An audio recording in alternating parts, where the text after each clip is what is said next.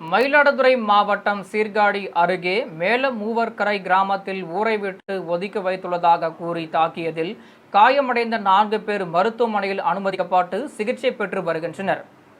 சீர்காழி அருகே மேலமூவர்கரை பெருந்தோட்டம் கிராமத்தில் மீனவ கிராம கூட்டம் நடைபெற்றது. அந்த கூட்டத்திற்கு அதே கிராமத்தைச் சேர்ந்த சண்முக சுந்தரம், அவரது மகன்கள் சூர்யா, ஸ்ரீராம், விஷ்ணு ஆகியோர் சென்றுள்ளனர். அப்போது ஊரை விட்டு ஒதுக்கி வைத்துள்ள நீங்கள் ஏன் கூட்டத்திற்கு வந்தீர்கள் என கூறி ராம்ஜி, நீலமேகம், பிரதாப், ஜீவா, சுப்பிரமணியன், நிதிஷ், சுகுணேஸ்வரன், சர்க்குணம், நிவாஸ், விஜயேந்திரன் ஆகியோர் ஒன்று சேர்ந்து சண்முக சுந்தரம், அவரது மகன்களை அரிவாள் மற்றும் கத்தியால் வெட்டியுள்ளனர். இதில் படுகாயம் அடைந்த 4 பேரும் சீர்காழி அரசு மருத்துவமனையில் அனுமதிக்கப்பட்டுள்ளனர். இதுகுறித்து சண்முக சுந்தரத்தின் மனைவி லதா மாவட்ட காவல் கண்காணிப்பாளர் ஸ்டாலினிடம் புகார் மனு அளித்துள்ளார்.